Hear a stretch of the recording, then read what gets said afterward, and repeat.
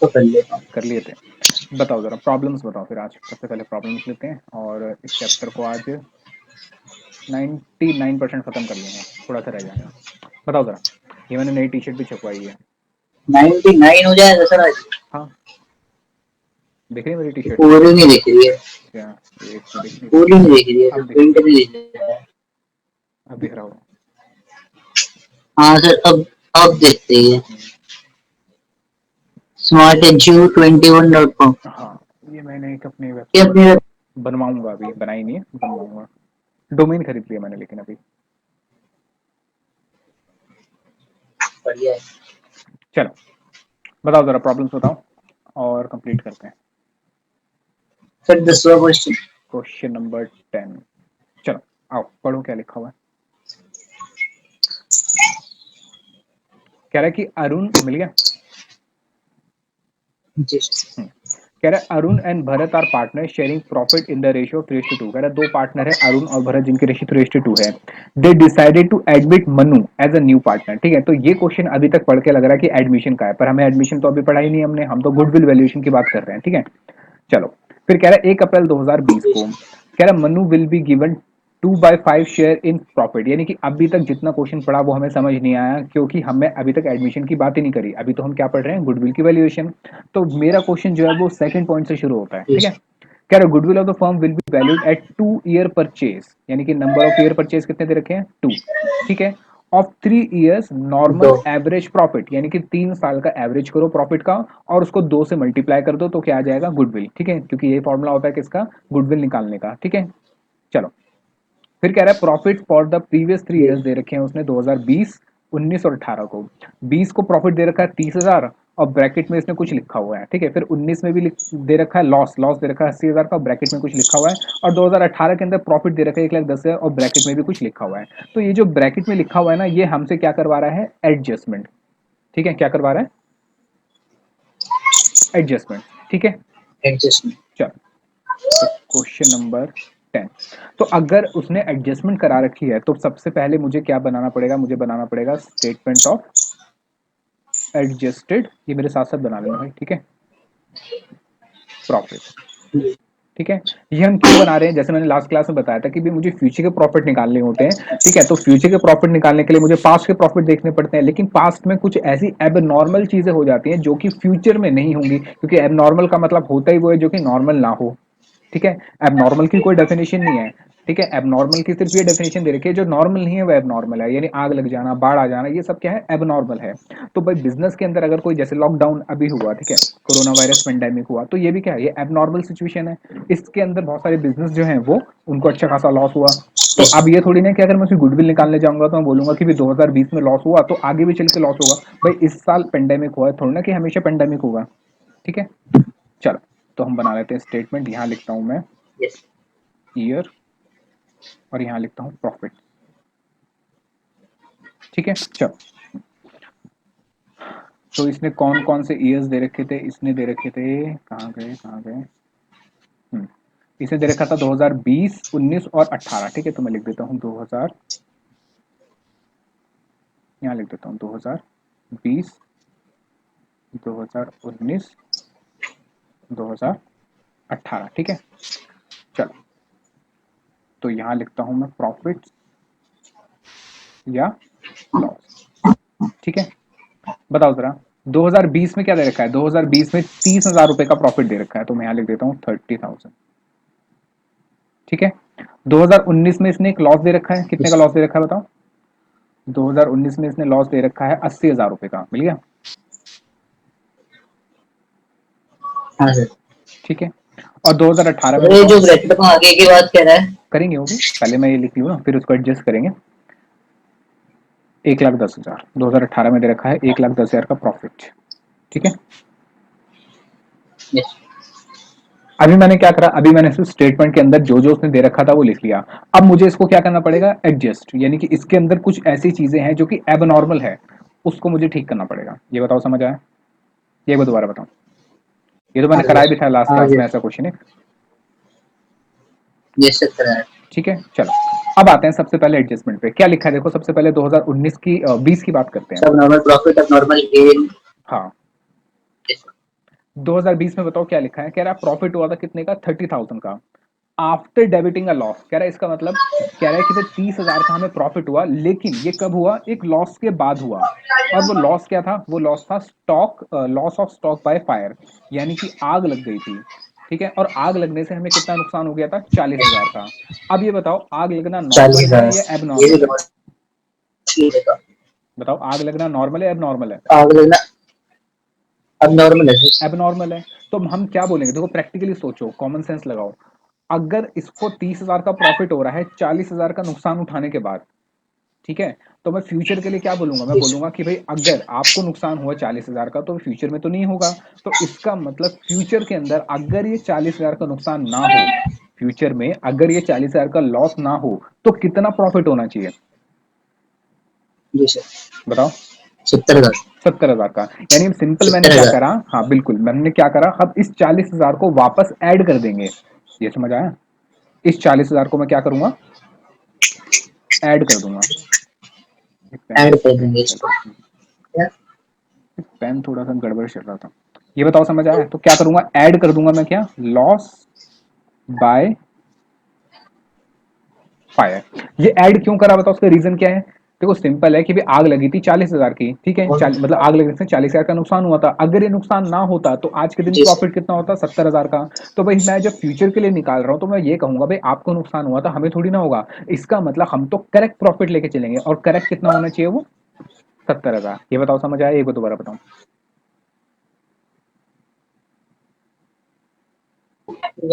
Sir repeat कर दोगे? चलो एक बार दोबारा बता देता हूँ। देखो सिंपल है कि भाई फ्यूचर, इंटरनेट कनेक्शन अनस्टेबल लिखा हुआ क्यों आ रहा है? चलो देखो वो सिंपल कट ना बात है, जाए उसी की तरह। कोई नहीं कट गया तो दोबारा हो जाएगा। देखो सिंपल बात है कि भाई हमें 40,000 का नुकसान हुआ, और ये नुकसान क्यों हुआ, आग लगने की वजह से। तो ये बताओ सिंपल, देखो अपने दिमाग में ना जी सिंपल ये सर। बात लेकर आओ कि भाई जो भी नुकसान हुआ है, क्योंकि मैं उसका क्या खरीद रहा हूँ, बिजनेस खरीद रहा हूँ, तो जो भी नुकसान हुआ है वो बिजनेस का है या बिजनेस का नहीं है। अगर बिजनेस का है तो मैं उसको क्या कहूंगा कि ये वो कौन सा है, नॉर्मल, क्योंकि जो नॉर्मली बिजनेस में नुकसान होता है वो नॉर्मल है, ठीक है। और जो बिजनेस का नहीं है उसको मैं क्या जी कहूंगा, सर। एब नॉर्मल। अब नॉर्मल। ठीक है, तो जब मैं उसकी गुडविल निकालूंगा या फिर जब मैं उसके फ्यूचर प्रॉफिट्स निकालूंगा, तो वहां पे जो भी एब नॉर्मलिटी होगी, ठीक है, जो भी एबनॉर्मेलिटी होगी उसको मैं वहां से हटा दूंगा, उसको वहां से क्या कर दूंगा, हटा दूंगा, ठीक है। इसको एक दूसरे तरीके से हटा समझाता हूँ, देखो देंगे। है, तो समझ आ गया वैसे। अच्छा, इसको एक दूसरे तरीके से समझाता हूँ। जैसे मान लो एक बच्चा है क्लास में, ठीक है, तुम्हारी क्लास में एक बच्चा है जो कि बहुत होशियार है, हमेशा 90% नंबर इसके आते हैं, ठीक है। अब क्या हुआ, ठीक है, ये जो बच्चा था, ठीक है, इसके हमेशा 90% नंबर आते थे, तो इसका एक टेस्ट लिया, ठीक है, और जो टेस्ट लिया ना वो एक दूसरे स्कूल में लिया, ठीक है, एक दूसरी जगह पे जाके टेस्ट हुआ इसका। अब वहां पे स्कूल में क्या था, वहां पे ढंग से लाइट नहीं थी, ठीक है, वहां पे बच्चे जो है बहुत ज्यादा शोर मचा रहे थे, मतलब वहां पे आवाजें, साउंड बहुत तेज था, लोगों को बात करने की आवाजें बहुत आ रही थी, और वहां पे इसको डिस्टरबेंस भी बहुत हो रही थी। और वहां पे इसके नंबर आए, जब इसका टेस्ट आया तो इसके नंबर आए 80%। तो अब बताओ हम क्या कहेंगे कि भाई ये बच्चा क्या मतलब इसकी परसेंटेज का डाउन हो रही है,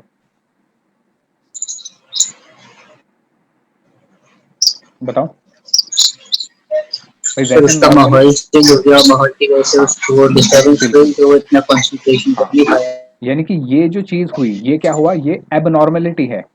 भाई नॉर्मल कंडीशंस में आप उसको टेस्ट करने के लिए देते तो वो 90% लेकर आता, पर आपने एबनॉर्मेलिटी डाल दी, ठीक है, आपने वहां पे परेशान हो रहा है, वो लाइट नहीं आ रही ढंग से, उसको सुनाई नहीं दे रहा, बच्चे शोर मचा रहे, कंसंट्रेशन नहीं कर पा रहा, जिस वजह से उसका पेपर या टेस्ट अच्छा नहीं हो पाया, जिस वजह से उसके कितने नंबर डाउन हो गए, 10% नंबर उसके डाउन हो गए।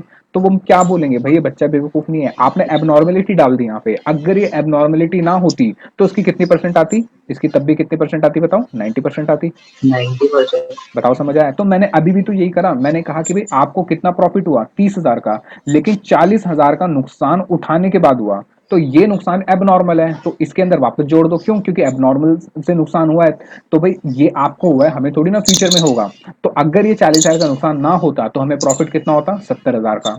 तो इसीलिए एबनॉर्मल प्रॉफिट को हम क्या कर देंगे, एबनॉर्मल लॉस को सॉरी क्या कर देंगे, ऐड बैक कर देंगे। ये बताओ समझ आया?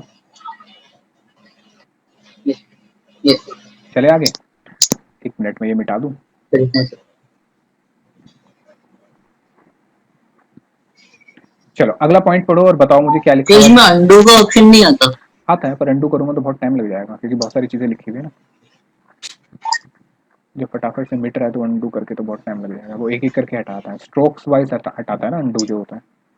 सर अगला है, यस सर, हम्म, सर अगला है 2019 लॉस 80,000 रुपए का, हम्म, इंक्लूड्स वॉलेंटरी रिटायरमेंट हम्म, कंपनसेशन पेड 1,10,000। हाँ कह रहे कि 2019 के अंदर में एक लॉस हुआ, कितने का लॉस हुआ, 80,000 का। कह रहे इंक्लूड वॉलेंटरी 80,000 रुपए रिटायरमेंट का। Compensation paid 1,10,000। अब इसका मतलब क्या है, इसका देखो हम क्या हुआ कि भाई हमारे पास एक एम्प्लॉय था हमारा, ठीक है, वैसे तो उसका टाइम पीरियड था निकलने का 65 साल की उम्र थी, ठीक है, लेकिन क्या हुआ, ठीक है 65 साल की उम्र थी, लेकिन क्या हुआ, वो आया हमारे पास और इसको ऐसे समझाता हूँ एग्जाम्पल के थ्रू कि भाई हमारे पास हमारा एक एम्प्लॉय था, ठीक है, ये बहुत अच्छा एम्प्लॉय था हमारा और इसकी एज हो गई थी 59, इसकी रिटायरमेंट होनी थी 62 ईयर्स पे, लेट सपोज हमने 62 ईयर्स एज रखी हुई है, तो 62 साल पे रिटायरमेंट होनी थी, यानी कि कितने साल बचे थे अभी भी इसके काम करने के, 3 साल बचे थे, ठीक है। लेकिन तीन क्या साल हुआ, ये हमारे पास आया, हमारे पास मतलब कंपनी के जो ओनर है उनके पास आया, मैनेजर के पास आया और इसने कहा कि देखो मेरे पास 3 साल बचे हैं अभी भी काम करने के, लेकिन मैं अभी रिटायरमेंट चाहता हूं, मैं चाहता हूं कि आप अभी मुझे रिटायर कर दो। बताओ समझ आया? Yes sir. ठीक है, इसको कहते हैं वॉलेंट्री रिटायरमेंट, ठीक है, वॉलेंटरीली रिटायरमेंट कहते हैं इसको। फिर जो मतलब जो बेंचमार्क है रिटायरमेंट का, उससे हम्म, पहले रिटायर होने को, हाँ ठीक है। ठीक है, इसको कहीं कहीं पे गोल्डन हैंडशेक भी कहते हैं, ठीक है। या मैं इसको दूसरे तरीके से समझाता हूँ, लेट सपोज भाई कंपनी है हमारे पास एक बड़ी सी, लेट सपोज टाटा कंपनी है, ठीक है, हालांकि टाटा कंपनी ने ऐसा करा नहीं है, लेकिन और भी जैसे कंपनीज हैं। अब ये एम्प्लॉय है हमारा, ठीक है, और भी ऐसे बहुत सारे एम्प्लॉय है जिनकी एज 58 है, किसी की 59 है, किसी की 57 है, ठीक है, तो इनके जो है रिटायरमेंट का टाइम 1 साल 2 साल 3 साल या 5 साल में आने वाला है, ठीक है। अब क्या हुआ भाई 2020 के अंदर कोरोना पेंडेमिक हो गया, जिससे बिजनेसेस डाउन हो गए, काम नहीं हो पा रहा, तो हमने क्या कहा इन एम्प्लॉयज को, हमने कहा कि भाई देखो आपके वैसे भी 3-4 साल बचे हुए हैं, ठीक है, तो हमारे पास क्या है कि अब इतने पैसे नहीं है कि भाई हम आपको सैलरी वैलरी दे सके, क्योंकि काम धंधा है नहीं, तो एक काम करो आप है ना अभी रिटायर हो जाओ, ठीक है, इनको हम क्या कह रहे हैं कि आप क्या करो अभी रिटायर हो जाओ। बताओ समझ आया? सर 1 मिनट होल्ड करेंगे। हाँ अच्छा।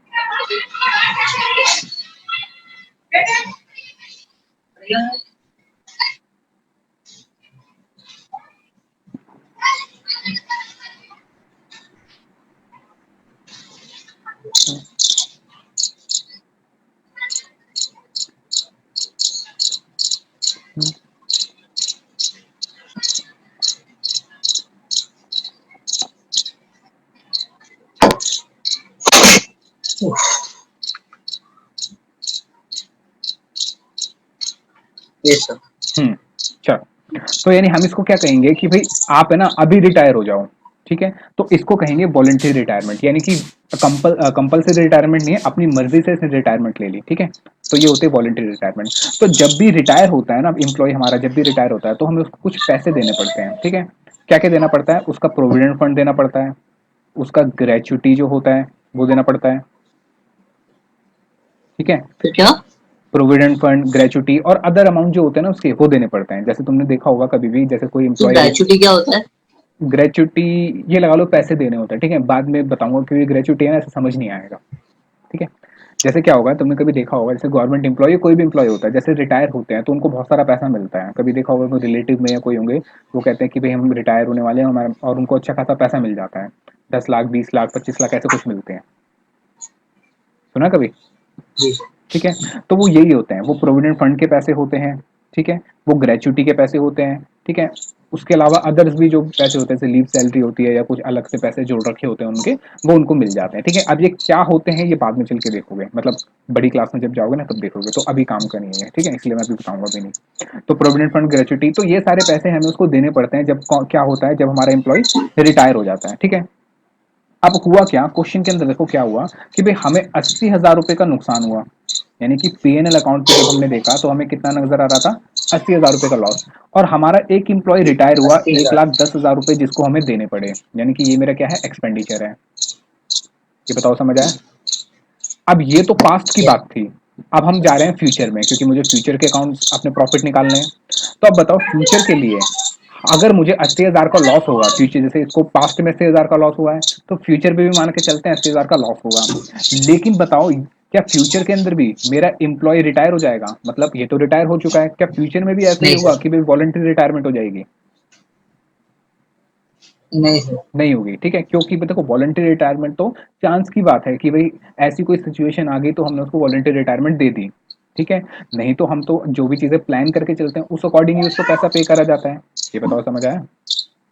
सही बात। तो नॉर्मल कंडीशन में अगर ये यहाँ रिटायर नहीं होता, अगर ये 1,10,000 रुपए नहीं जाते, तो इसका मतलब क्या होता, 80,000 का नुकसान है, ठीक है, और 1,10,000 रुपए से मेरा प्रॉफिट इंक्रीज हो जाता। तो आज के दिन मुझे प्रॉफिट कितना होता बताओ। 1,90,000। नहीं भाई, 30,000। भाई ऐड कैसे कर रहे हो, एक्सपेंस एक्सपेंस को ऐड कर रहे हो, नहीं समझे। नहीं सर। ये सिंपल है ना, देखो ये खर्चा है, सारे खर्चे यहाँ पर आते हैं, 1,10,000 रुपए का खर्चा यहाँ लिखा हुआ है, और यहाँ पे इधर लॉस आ रहा है, कितना लॉस आ रहा है, 80,000 का। ऐसे बना तो पीएनएल अकाउंट, एक। ये सर। ठीक है। अगर यहाँ से ये कब आ रहा है, ये आ रहा है 1,10,000 का खर्चा होने के बाद। अगर ये 1,10,000 का खर्चा कम हो जाए तो क्या हो जाएगा बताओ, सिंपल है ना, फिर 80,000 रुपए का मुझे लॉस है, और 1,10,000 का खर्चा कम हो गया, तो खर्चा कम होने का मतलब प्रॉफिट हो गया। भाई खर्चा कम होने का मतलब क्या होता है, प्रॉफिट हो गया। यस तो मुझे क्या मिलेगा बताओ, यहाँ पे मुझे यस अल्टीमेटली 30,000 रुपए का प्रॉफिट हो जाएगा। ये बताओ समझ आया नहीं आया, यस। एक बार दोबारा बताओ। अभी भी पूरी तरह से नहीं आ रहा सर। है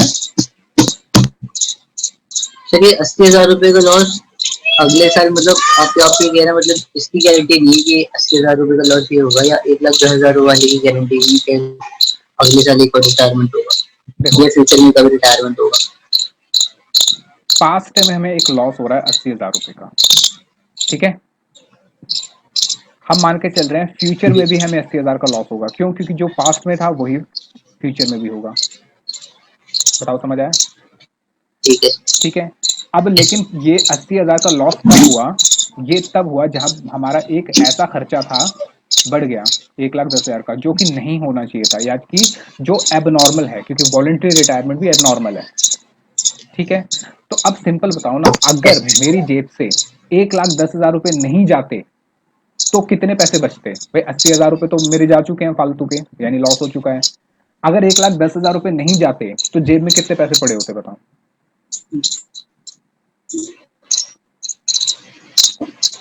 इसको ऐसे समझो कि भाई लॉस का मतलब क्या है, पड़े हुए हो। कि भाई ये पैसे मुझे देने हैं, लॉस का मतलब क्या है, मैंने कमाई नहीं है, मेरी जेब से जा चुके हैं। भाई लॉस का मतलब ये तो होता है कमाई नहीं, पैसे उल्टे चले गए। तो इसका मतलब अभी मुझे लोगों को पैसे कितने देने हैं, अस्सी जी हजार सर। रुपए। और ये देने कब है, ये देने हैं जब मैंने 1,10,000 रुपए का जी सर। एक्स्ट्रा खर्चा कर चुका हूं। अगर ये 1,10,000 खर्चा नहीं होता तो जी जेब सर। में कितने पैसे पड़े होते बताओ। जी सर। हम्म 30,000। 30,000 रुपए, यानी सिंपल क्या करा, तीस इसमें ये हजार जोड़ दिया। अब समझ आया। तो हम उसको क्या बोलेंगे भाई, फ्यूचर में आपके साथ ये हुआ था, सॉरी पास्ट में आपके साथ ये हुआ था, तो फ्यूचर में थोड़ी ना हमारे साथ होगा, तो हम यहाँ पे जोड़ देंगे 1,10,000 रुपए। तो फ्यूचर में हमें अल्टीमेटली प्रॉफिट कितना होना चाहिए, 30,000 का। अब समझ आया नहीं आया। 30,000। हाँ सर। चल, तो इसका भी वही ट्रीटमेंट करेंगे, ठीक है, मैं इसको मिटा दूंगा एक बार। ये आवाज किस चीज की आ रही है भाई पीछे से। सर स्टूडेंट बोल रही। कौन। स्टूडेंट बोल रही। सर वो होती है ना, वो होती है ना सर, जो मोस्टली खाते हैं, गिलहरी गिलहरी, हाँ गिलहरी, अच्छा अच्छा यहाँ बहुत सारे हैं सर। चलो अच्छी बात है, ये होनी भी चाहिए। चलो क्या करेंगे यहाँ पे बताओ, ऐड कर देंगे रिटायरमेंट कंपनसेशन पेड। कितना, कौन से साल में था ये? ठीक है, बताओ समझ आया क्या? 2019। हाँ देखो बहुत सिंपल यस। सा लॉजिक है, अगर तुम थोड़ा सा कॉमन सेंस लगाओगे तो पता चल जाएगा। भाई हम यही कह रहे हैं कि भाई आपको हुआ था हमें नहीं होगा, तो मतलब क्या है, ये खर्चा है, खर्चा कम होगा तो प्रॉफिट बढ़ेगा, सिंपल है, खर्चा कम होगा तो प्रॉफिट बढ़ेगा। जैसे ये लॉस वाला था, ठीक है, जो लॉस बाय फायर था, तो 40,000 का खर्चा जैसे ही कम हुआ प्रॉफिट बढ़ गया। ऐसे ही अब क्या हुआ कि भाई 1,10,000 से खर्चा कम हुआ तो लॉस कम हो गया, और लॉस इतना कम हो गया कि किस में कन्वर्ट हो गया, प्रॉफिट में कन्वर्ट हो गया। देखो कंफ्यूजन पता किस में आ रही है, जो ये वाला कराया था ना मैंने लॉस बाय फायर वाला, वो तो फटाफट से समझ आ गया कि अच्छा हाँ भाई लॉस बाय फायर वाला है। यहाँ कंफ्यूजन इसलिए आ गई क्योंकि ये लॉस दे रखा है, तो तुम सोच रहे हो ये लॉस से प्रॉफिट कैसे बन गया। यार सिंपल चीज है ना, हमें 80,000 का नुकसान हो रहा था, लेकिन अगर 1,10,000 का अचानक से फायदा हो जाए तो क्या होगा, ये 80,000 जहां तक जाता वहां तक तो खत्म, न्यूट्रल हो जाता। इससे और कितना खर्चा कम हो गया, 30,000 कम हो गया, मतलब इतना जी सर। ऊपर में अब कहाँ चला गया, प्रॉफिट में चला गया। 30,000 का नहीं समझ आया? आओ जरा समझ आया सर, अब समझ आया। 2018 की बात करते हैं। कह रहा प्रॉफिट हुआ 1,10,000 का इंक्लूडिंग, तो मुझे फायदा जुड़ गया, कितने का जुड़ गया, 30,000 on the sale of fix asset. इसका मतलब ये हुआ कि भाई मैंने अचानक से अपना एक फिक्स एसेट बेच दिया, ठीक है, और उस पर मुझे फायदा कितना हो गया, 30,000 का। तो क्या कर दूंगा उसको, यहाँ से मैं माइनस कर दूंगा, बताओ माइनस क्यों करूंगा? तो ये भी एक ऐसा एबनॉर्मल हाँ प्रॉफिट है सर। क्योंकि ये बिजनेस का नहीं है, हमारा मेन काम फिक्स एसेट को बेचना खरीदना नहीं है, हमारा मेन काम तो अपने गुड्स को खरीदना बेचना होता है, जो भी हम काम कर रहे हैं। भाई ये तो गलती से एसेट हमारा बिक गया महंगा, ऐसे थोड़ी ना कि भाई आपका महंगा बिका था हमारा भी फ्यूचर में महंगा बिकेगा। यानी सिंपल कहने की बात यह है कि भाई हमें बिजनेस यस। खरीदना है तो मुझे बिजनेस के प्रॉफिट एंड लॉस से मतलब है, मैं बाकी प्रॉफिट एंड लॉस को अगर उसमें जुड़ा हुआ है तो उसको हटा दूंगा, ठीक है। तो कितने रुपए का फायदा हो गया था मुझे, 30,000 का, तो मैं उसको बोलूंगा भाई आपको 1,10,000 का फायदा हो रखा है, लेकिन 30,000 इसमें ऐसे जुड़े हुए हैं जो कि बिजनेस के नहीं है या एबनॉर्मल है। तो अगर ये यहाँ पे नहीं होते तो आपको कितना फायदा होता, 80,000 का। यस। नहीं समझ आया? आगे से। चलो इसको लिख लो, ये आ गया मेरा एडजस्टेड प्रॉफिट, ठीक है। बताओ कितना हो गया, ये हो गया 70,000, ये हो गया 30,000, और ये हो गया 80,000, ठीक है। अब क्या करना है, मुझे प्रॉफिट मिल गया, अब मैं अपना वही पुराना फॉर्मूला लगा देता हूँ, इनका मैं क्या कर देता हूँ, एवरेज कर देता हूँ। एवरेज करने के लिए इनको ऐड कर दो, 70,000 प्लस 30,000 प्लस 80,000 डिवाइडेड बाय 180। 3। हाँ कितना हो जाएगा बताओ ये, 3। 60,000। अब गुडविल निकाल लो। Yes sir. भाई 60,000 रुपए, इसका मतलब हम एवरेज कमाते हैं बिजनेस का, ठीक है, क्योंकि मैंने इसमें एबनॉर्मलिटीज हटा दी है। तो इसका मतलब 60,000 मैं बिजनेस का कमाता हूँ एनुअली, और कितने सालों तक कमाऊंगा, 2 सालों तक, क्योंकि नंबर ऑफ ईयर परचेज 2 है। तो फ्यूचर में कितना प्रॉफिट होगा, 1,20,000, और यही मेरी क्या एक लाख कहलाती है, बीस हजार गुडविल। Yes sir. ये बताओ समझ आया, एक बार दोबारा बताऊं? तो बिल्कुल आप सर, ये हमारा पास का पहला कुछ। पहला क्वेश्चन नहीं है भाई, मैं कल भी लास्ट क्लास में भी ये क्वेश्चन कराया था, अगर हाँ तुमने सर रिपीट पूछ रहा करे है। हो तो। रिपीट करे थे या नहीं करे हाँ थे? सर, मेरा सामने, हम्म, सर मेरा सामने है सर, सामने। लिख लिया। पास्ट एडजस्टमेंट, ये सर। चलो अब एक चार्ट बना लो पास्ट एडजस्टमेंट के ऊपर,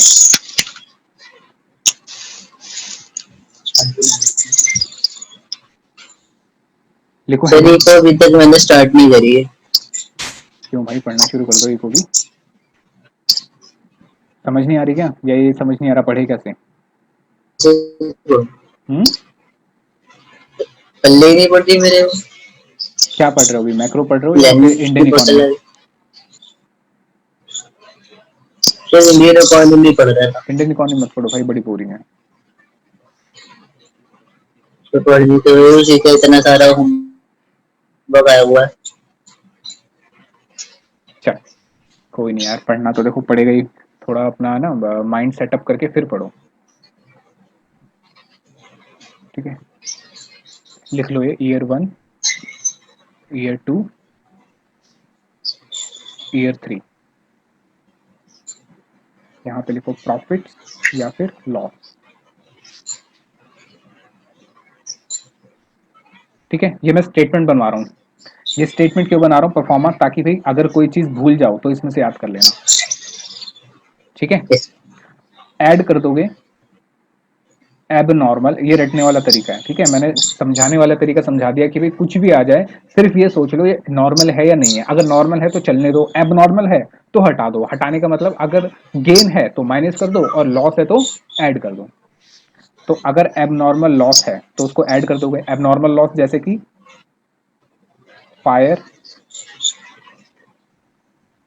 स्ट्राइक, और बताओ क्या क्या होता है एब नॉर्मल। अर्थक्वेक, अर्थक्वेक, और फ्लड, कोरोना, कोरोना। ठीक है। और सर अब से कुछ टाइम पहले भी ऐसे कोई पेंडेमिक आया था क्या हिंदुस्तान में या कुछ बाहर किसी मुल्क में? देखो हर 100 साल में पेंडेमिक आ रहा है। अगर पिछले 400 साल की हिस्ट्री उठा के देखोगे ना, तो हर 100 साल में एक पेंडेमिक आता है। अब ये नहीं पता कि भाई 100 साल का क्या चक्कर है, पर हर 100 साल में आया। सर श्रापित है दुनिया। देखो दुनिया में ना अच्छे लोग भी हैं और बुरे लोग भी हैं। तो ऐसा नहीं है कि भाई हमारे साथ हमेशा बुरा ही होता है, हमारे साथ अच्छा भी होता है। लेकिन हमारा नजरिया इतना खराब हो चुका है कि हम सिर्फ बुरी चीजें देखते हैं। जो मैंने वीडियो डाली थी एक, क्या नाम है, अभी ग्रुप पे, जिसके अंदर वो समझा रहा था कि भाई हमारा जो थॉट प्रोसेस है वो क्या चला गया है। कि भाई हम यूट्यूब पे कोई एजुकेशनल वीडियोस है ना वो नहीं देखते। हम क्या देखते हैं कि भाई कोई किसी की रोस्टिंग कर रहा है, माँ बहन की गालियाँ दे रहा है, वो हमें ज़्यादा पसंद आता है। वो हम वीडियो शेयर करते हैं, वो हम मैसेज भी शेयर करते हैं, वो हमें सुनने में ज़्यादा मज़ा आता है। पर जहाँ पे कोई इन्फॉर्मेटिव चीज़ है, कोई कुछ समझा रहा है, कोई कुछ बता रहा है, वो हम कभी नहीं देखते। यही रीजन है कि भाई इंडिया हमेशा पीछे रहता है। और इंडिया में जितने अच्छे खासे लोग हैं ना, जो पढ़ने वाले हैं, जिनका दिमाग अच्छा है, वो इंडिया में रहते ही नहीं है, वो इंडिया से छोड़ के चले जाते हैं। अब तुम ऑल ओवर वर्ल्ड चले जाओ, ऑल ओवर वर्ल्ड के अंदर जैसे जितनी भी बड़ी बड़ी कंपनीज हैं उनको कौन संभालता है, इंडियन संभालते हैं सारे। वो इंडिया में रह के इतनी बड़ी बड़ी कंपनीज को क्यों नहीं संभालते, इंडिया में क्या बड़ी कंपनीज नहीं है, बड़ी बड़ी कंपनीज है, पर वो इंडिया में रह के क्यों नहीं करते काम। उसका रीजन ही यही है, क्योंकि इंडिया में उनको मौका ही नहीं मिलता। क्योंकि यहाँ पे जात पात पे और ये क्या नाम है इस पे क्या नाम है ये, क्या कहते हैं इसको, ये बॉस को खुश करने में और ये चमचागिरी के अंदर, ये सब चीजें यहाँ चलती रहती हैं। और लोग ये फालतू मतलब फालतू चीजों में अपना टाइम बड़ा लगाते हैं। यहाँ पे लोग दिमाग भी बड़ा लगाते हैं फालतू चीजों में। सर बाहर के मुल्क में ऐसा कुछ नहीं है। नहीं, बाहर के मुल्क, देखो बाहर के मुल्क में ये नहीं कह सकते कि सारे मुल्क ऐसे ही हैं। बाहर के जो मुल्क हैं, जैसे कि ये डेवलप डेवलप कंट्रीज जो है, वहाँ के लोग बड़े समझदार हैं। जैसे ऑस्ट्रेलिया के हो गए, न्यूजीलैंड के हो गए, इंग्लैंड के हो गए, अमेरिका के लोग कुछ बेवकूफ़ हैं, लेकिन वहाँ के भी बहुत सारे लोग समझदार हैं। मतलब वो क्या करते हैं कि वो ये सब चीज़ें देखना पसंद ही नहीं करते वो, कि जहाँ पे, क्योंकि देखो क्या है, ये मेरी तरह मेरे मुझे लगता है कि ये भी एक तरह का टेररिज्म है। ये पता नहीं चलता। देखो टेररिज्म का मतलब ये नहीं होता कि भाई हम किसी को क्या कहते हैं, मतलब कोई हानि पहुंचा रहे हैं, कोई फिजिकली हम उसको हार्म कर रहे हैं। टेररिज्म का मतलब ये भी होता है कि हम उसको मेंटली हार्म कर रहे हैं। ये चीज़ें हमें मेंटली हार्म करती है, हमारे दिमाग इस तरीके से होता जा रहा है। और आज के टाइम पे जो बच्चे हैं, या फिर मैं कहूँ आज के टाइम पे जो ऑडियंस है ना इनकी, जैसे भुवन बाम हो गया, कैरी मिनाटी, और ये जितने भी चैनल्स ये बने हुए हैं, इनकी ऑडियंस कितने साल की है, इनकी ऑडियंस 12 साल से लेके क्या कहते हैं 25-30 साल तक की है। आप एक बार बताओ, 12 साल का बच्चा जो ये जी। चीजें देखता है, ठीक है, तो उसके दिमाग में क्या आता है कि भाई ये तो बड़ा अच्छे तरीके से क्या नाम है बेइज्जती कर रहा है, और बड़ा मतलब बड़ा मतलब कूल हो गया और बड़ा ड्यूड हो गया। तो उनके दिमाग में पता क्या रहता है कि भाई हम भी ऐसे ही जाके ना बेइज्जती करें, अपने टीचर्स की बेइज्जती करें, अपने दोस्तों की बेइज्जती करें। तो दिमाग में हमेशा ये चीज घूमती रहती है। और वो क्या करते हैं, अपने दोस्तों के साथ सब मिलके मतलब आपस के अंदर ही ऐसे ही मतलब मजाक वजाक करते रहते हैं, ठीक है, नेगेटिविटी बढ़ाते रहते हैं, जिससे क्या होता है कि दिमाग में ना वो कचरा भरता रहता है। हम सीखना नहीं चाहते, हम ये फालतू चीजें करना चाहते हैं। तो हमारी इंडिया के अंदर ये सबसे बड़ी दिक्कत है। अभी देखो ना, वो बेंगलुरु के अंदर क्या नाम है ये हो गया, ये वहाँ पे दंगे हो गए, एक धारा 144 वहाँ पे लग गई। और सिर्फ किस वजह से हुआ है पता है, उसका रीजन क्या है। हाँ सर पता है। हाँ, तो वो कुछ छोटे से कमेंट की वजह से बताओ वहाँ पे ये काम हो रहा है। तो मतलब तो कमेंट भी, और जो कॉन्स्टेंट जो फ्रीक्वेंटली पोस्ट करे जा रहा है मेरे साथ बता दीजिए। हाँ, तो वही तो देखो, अब उसमें दंगे करने की क्या जरूरत है भाई, उसके खिलाफ तुम रिपोर्ट करो। तो अगर वो ऐसा कर रहा है, देखो इस पे कानून बना हुआ है, ठीक है, आईटी एक्ट जो है, इंफॉर्मेशन टेक्नोलॉजी एक्ट है, उसके अंदर साफ लिखा हुआ है। हाँ, लेकिन उसमें एक ये भी लिखा है, फ्रीडम ऑफ स्पीच भी लिखा हुआ है कि भाई आप अपनी जो भी आपके आप लगता है वो आप जाके बता सकते हो, ठीक है। लेकिन अगर किसी धर्म रिलीजन के खिलाफ कोई बात होती है तो आप उसके खिलाफ रिपोर्ट कर सकते हो। भाई आप सड़कों पर उतर के लोगों की गाड़ियां जला रहे हो, भाई तुम किसकी गाड़ी जला रहे हो, तुम्हें पता है भाई तुम किसकी गाड़ी जला रहे हो। हो सकता है बेचारा कोई मजदूर हो, उसने किस तरीके से पैसे जमा करके कोई गाड़ी वाड़ी खरीदी हो, उसका पूरे परिवार ही उसी गाड़ी के ऊपर हो, क्या कहते हैं, उसका सारा खर्चा पानी उसी से निकलता हो, आप जाके सड़कें तोड़ रहे हो, गाड़ियां तोड़ रहे हो। इससे किसको फर्क पड़ेगा? इससे गवर्नमेंट को कोई फर्क पड़ेगा? गवर्नमेंट को कोई फर्क नहीं पड़ने वाला, ठीक है। इससे जिसने कमेंट करा है उसको कोई फर्क पड़ेगा? उसको भी कोई फर्क नहीं पड़ेगा। फर्क किसको पड़ेगा? फर्क पड़ेगा हमारे जैसे मिडिल क्लास लोगों को। क्यों? क्योंकि भाई जहाँ पे ऐसा नुकसान होता है तो इसकी भरपाई कौन करता है? इसकी भरपाई गवर्नमेंट करती है। गवर्नमेंट पैसे कहाँ से लाएगी? गवर्नमेंट पैसे तो हमसे लेकर आएगी। गवर्नमेंट हमसे पैसे कैसे लेगी? गवर्नमेंट टैक्स बढ़ा देगी। तो अल्टीमेटली घूम के बर्डन तो हमारे ऊपर ही आता है ना। ये लोगों को पता नहीं है। देखो लोग इतने बेवकूफ हैं, और ऐसा भी नहीं है कि भाई जो झगड़ा करने वाले, एक बार खुद सोचो, देखो इंडिया के अंदर 98% लोग हैं जो झगड़ा नहीं करना चाहते, वो चाहे वो किसी भी धर्म के हो, किसी भी समाज के हो, किसी भी जात के हो, 98% लोग झगड़ा नहीं करना चाहते। अगर वो ऐसा कोई कमेंट पढ़ भी लेते हैं ना, वो ज्यादातर उसको इग्नोर कर देते हैं, कहते हैं कि चलो ये सब चीज़ तो होती रहती है इंडिया में, छोड़ देते हैं। अब वो जो 2% लोग हैं ना जो झगड़ा करते हैं, वो क्यों करते हैं? क्योंकि पॉलिटिकल पार्टीज उनको लड़वाती है, क्योंकि उनको अपनी चीजें ठीक करनी होती है।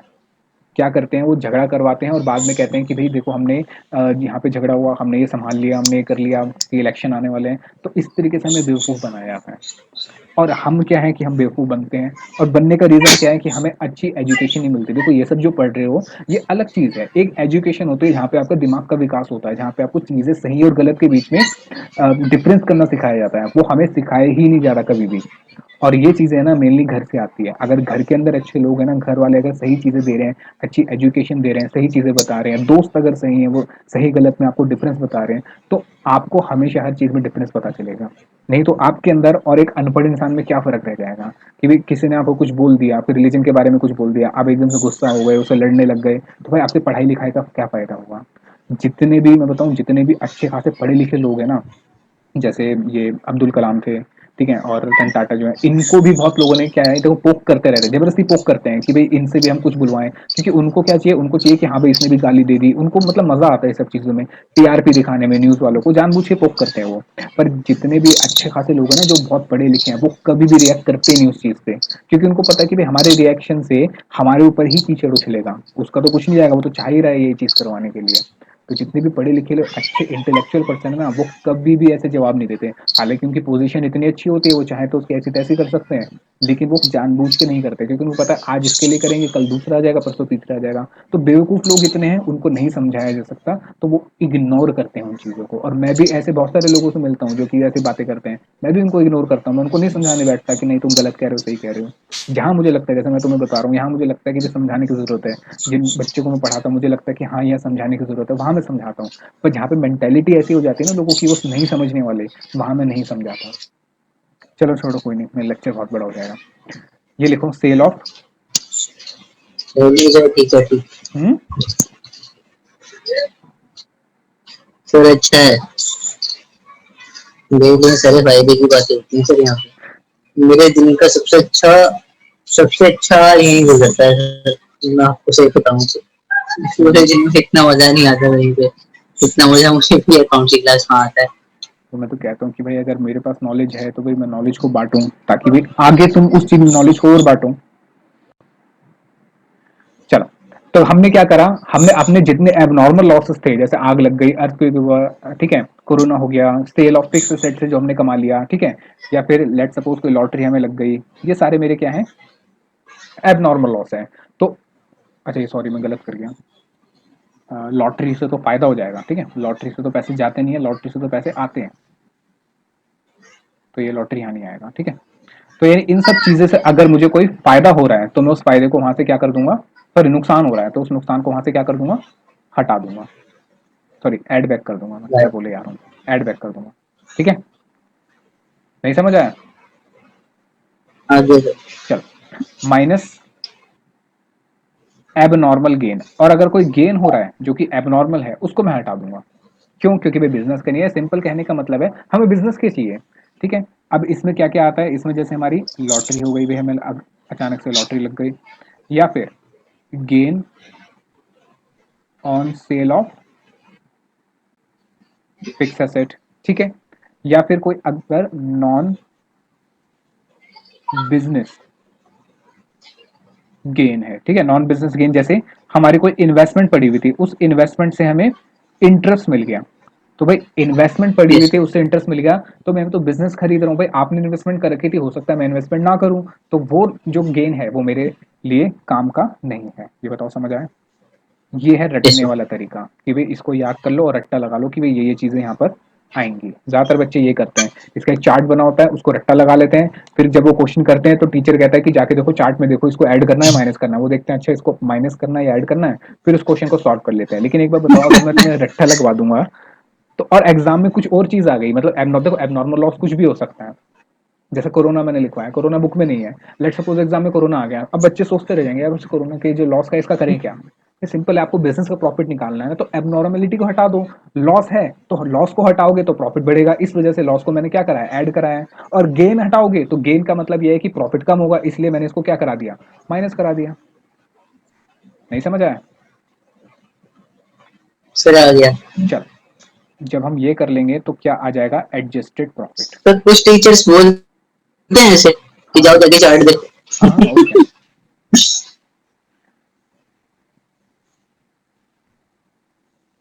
या टीचर, हमारा जो खुद टीचर था ना अकाउंट्स का, शायद ऋषभ ने बताया भी होगा, उसको कुछ नहीं आता था, वो पूरा रट्टा लगा कर आता था अकाउंट्स का, और सारी जर्नल एंट्री और सब कुछ हाँ रटने, सर, वो बता देते हाँ, हैं। रटने वाली चीजें कराता था हमें। उन्होंने एक बार बताया था, वो 16 को 16 कहते थे, 16 हाँ, 16 कहते थे। वो पूरा रट्टा लगवाता था हमसे। एक बार बता रहे थे कि उनका कोई वो था, हरियाणवी टीचर। हम्म। वो कह रहा था कि तुम बच्चे क्या खाते हो, मैं सुबह सुबह 4 बजे उठता हूँ, दौड़ मारता हूँ और 7 पराठे खाता हूँ, फिर लस्सी का गिलास पीता हूँ, फिर जाके तो मैं नाश्ता करता हूँ। हाँ, तुम हम कौशिक बड़े नाम था हंसे उसका, थे इस बात पे। कौशिक नाम था उसका, कौशिक। क्या होता वो है ना, वो जो था ना कौशिक, वो हिंदी मीडियम से था, तो उसको ना इंग्लिश मीडियम वालों से बड़ी चिढ़ होती थी, पता नहीं उसको क्यों चिढ़ होती थी इंग्लिश मीडियम वालों से। तो मैंने फर्स्ट टर्म है ना अपना 11th का हिंदी में करा था, क्योंकि शुरू से हिंदी में था, पर 11th का सेकंड टर्म मैंने इंग्लिश में ले लिया था, क्योंकि मुझे पता था भाई अब इंग्लिश ले लेता हूँ क्योंकि बाद में तो इंग्लिश में ही करना है, तो मैंने पहले इंग्लिश में एडजस्ट हो गया था, और इंग्लिश मेरी अच्छी भी थी। तो वो जब भी आता ना कभी भी ऐसे टाइम पास के लिए, पढ़ाता तो था ही नहीं, को पढ़ाता था, उसको कुछ नहीं आता था को पढ़ाना, ऐसे ही आ जाता था वो, बैठा रहता था। तो आके कह रहा है कि कह रहा है इंग्लिश वाले कौन कौन है, अब हमारे उसमें ना कुछ 4-5 बच्चे थे जो इंग्लिश वाले थे, तो मैंने भी हाथ खड़ा कर दिया। तो कह रहा है तुम्हारे तो हिंदी में थी, मैंने कहा सर मैंने इंग्लिश में ले लिया है। कह रहा अच्छा, कह रहा है ये इंग्लिश के अंदर पता नहीं पढ़ लेते हैं, जब हिंदी में तुम्हें पढ़ाया जा रहा है तो आप हिंदी में नहीं पढ़ते, इंग्लिश में पढ़ रहे हो। तो कह रहा अच्छा, कह रहा तूने इंग्लिश में ले लिया ना, कह रहा अच्छा जरा रफ की स्पेलिंग सुना। तो मैंने उसको सही स्पेलिंग सुना दी, ठीक है, उसको लगा कि मैं रफ की स्पेलिंग सुनाऊंगा, RUFF, ठीक है, पर मुझे स्पेलिंग पता थी क्योंकि मेरी इंग्लिश अच्छी थी, मैंने उसको सुना दी। फिर वो कह रहा, देखो थोड़े पहले तो चुप हो गया कुछ सेकंड के, उसको लगा कि ये तो सही जवाब मिल गया। फिर कह रहा देखो इसको आती है, इसका मतलब थोड़ा ना सारे इंग्लिश वालों को आती होगी। मैंने कहा अब इसको कुछ मिल नहीं रहा तो फालतू की बातें करता है। चल, और बताओ अगर कोई और कोई प्रॉब्लम है तो। नहीं सर, कोई बात नहीं। क्वेश्चन 11 हो गया था। क्वेश्चन 11। क्वेश्चन 11 क्वेश्चन 11 हो गया था। हो गया था पक्का। हो गया था। चलो, और बताओ और कोई क्वेश्चन। चलो क्वेश्चन में 12 पे आते हैं, आओ फिर इसके आगे पढ़ो जरा क्या लिखा है। कह रहा सुमित परचेज अमित बिजनेस, देखो यहाँ पे बिजनेस खरीदने की बात हो रही है, 1 अप्रैल 2020 को। कह रहा goodwill was decided to be valued at 2 year purchase, यानी कि नंबर ऑफ ईयर परचेज कितना है, 2, ठीक है, ऑफ एवरेज तो normal profit of last 4 year, कह रहा है कि पिछले 4 साल के प्रॉफिट का एवरेज कर दो, ठीक है। और जो उसने प्रॉफिट दे रखे हैं वो दे रखे हैं 17, 18, 19, 20, दे रखा है 80,000 रुपए, 1,45,000 रुपए, 1,60,000 रुपए और 2 लाख रुपए। और नीचे इसने यहाँ पे तीनों के लिए कुछ एडजस्टमेंट दे रखी है, ठीक है। चलो, और लास्ट में लिखा है इसने कैलकुलेट वैल्यू ऑफ गुडविल, तो सबसे पहले मुझे क्या करना पड़ेगा, मुझे स्टेटमेंट बनानी पड़ेगी। अब क्वेश्चन नंबर 13, क्योंकि मुझे प्रॉफिट को ठीक करना है तो स्टेटमेंट मैं तो करूंगी। करो, तुम भी करो, मैं भी करता हूँ।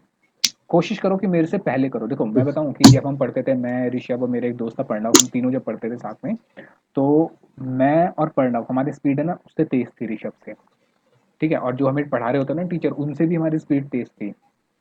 तो जितनी देर में वो क्वेश्चन का आधा पार्ट करते थे ना, अगर हमें समझ आ गया, जैसे एक क्वेश्चन हमें समझ आ गया, ठीक है, जब वो दूसरा क्वेश्चन वैसे कराते, तो जितनी कुछ देर में वो आधा पार्ट करते थे ना, उतनी देर में तो हमारा पूरा क्वेश्चन कंप्लीट होकर हम रख देते थे, और फिर हम बातें करते थे। अब वो हमें कुछ कहते भी नहीं थे, क्योंकि इनको पता है कि इनका क्वेश्चन कंप्लीट हो चुका है। जैसे तो वैसे ऋषभ भैया भी काफी फास्ट करते हैं कुछ नहीं, आज वो भी। मैं बता रहा हूँ कि वो तो अब पढ़ा रहा है ना, देखो उसका लेवल बहुत ज्यादा आगे हो चुका है इस टाइम पे, क्योंकि बहुत सालों से पढ़ा रहा है। पर जिस टाइम वो हमारे साथ पढ़ता था ना, मैं तब की बात बता रहा हूँ।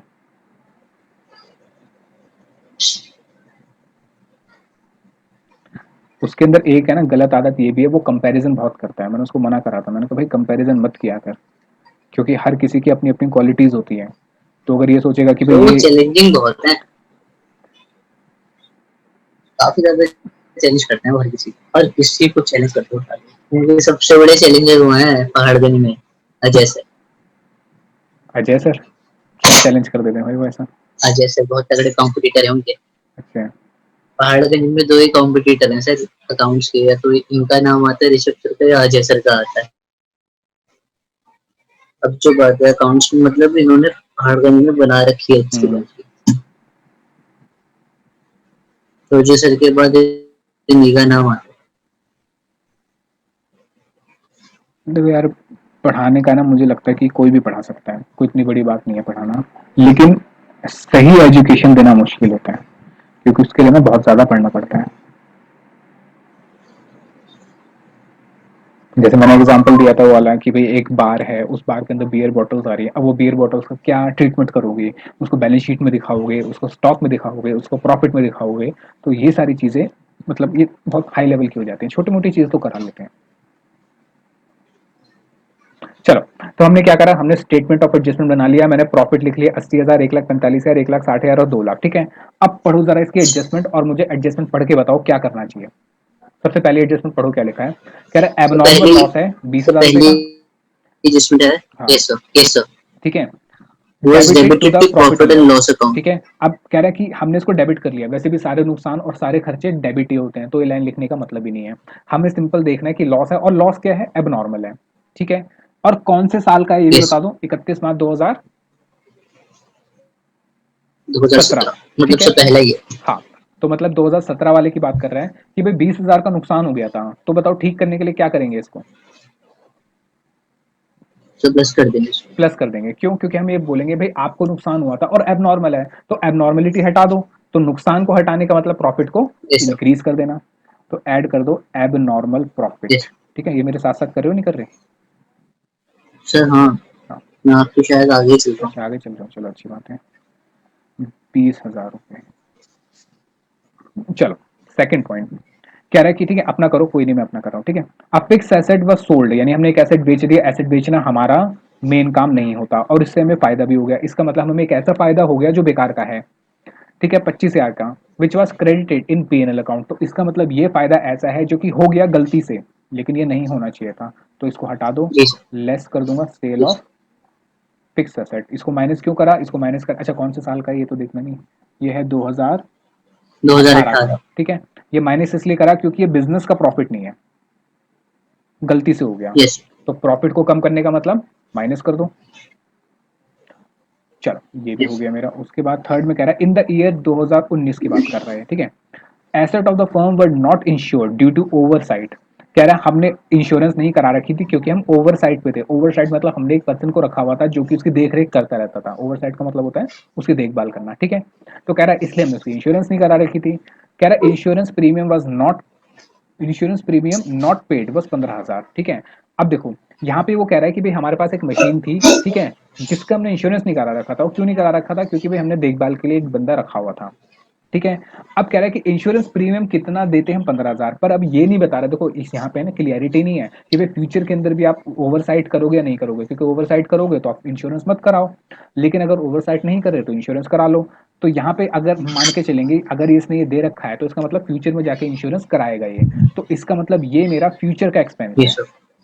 ठीक है, तो मैं इसको माइनस कर दूंगा फ्यूचर इंश्योरेंस एक्सपेंस। मतलब आपने नहीं कराया लेकिन हमें तो कराना पड़ेगा। कितने रुपए का, कौन से साल का, ये 2019 का। तो ये खर्चा बढ़ गया, खर्चे बढ़ने का मतलब प्रॉफिट कम हो गया, इसलिए माइनस कर दूंगा। तो ये सारी चीजें मैंने यहाँ लिख ली। ये आ जाएगा, बताओ मेरा क्या, एडजस्टेड प्रॉफिट।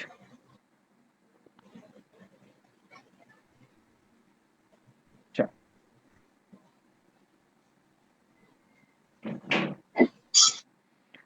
ये हो गया 1 लाख रुपए, और ये हो गया कितना, 1,20,000,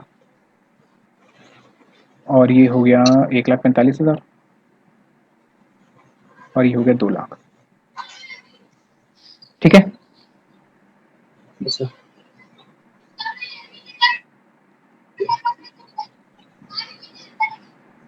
चल अब क्या करना है, अब इसका एवरेज कर दो, सिंपल है।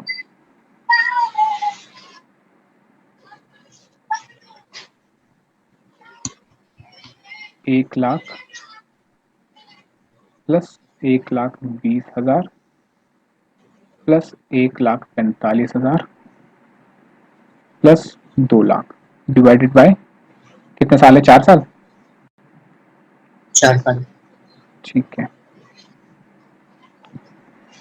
बता दो भाई कितना आता है,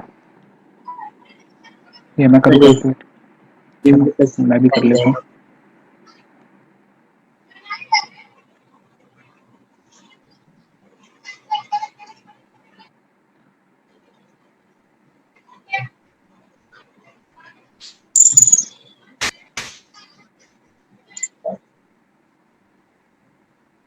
ये आएगा 5,65,000 डिवाइड बाय 4, तो ये आएगा 1,41,250। यही आ रहा है।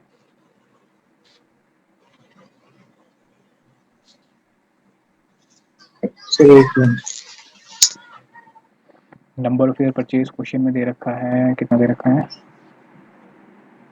लास्ट 4 ईयर्स 2 ईयर परचेज दे रखा है, तो उसे मल्टीप्लाई कर देता हूँ।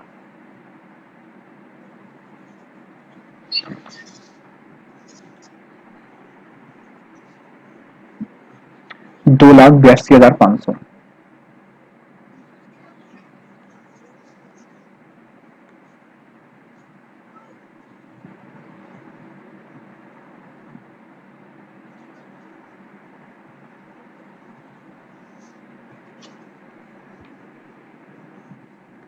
सर आप कैलकुलेटर से कर रहे हो? हाँ भाई, मेरे पास कैलकुलेटर है, लैपटॉप नहीं कर लेता हूँ कैलकुलेटर से।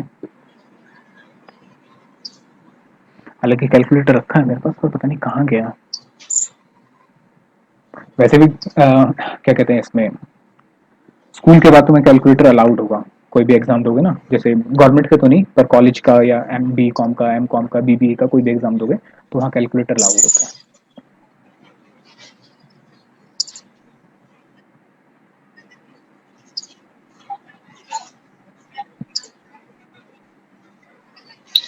तो ठीक है।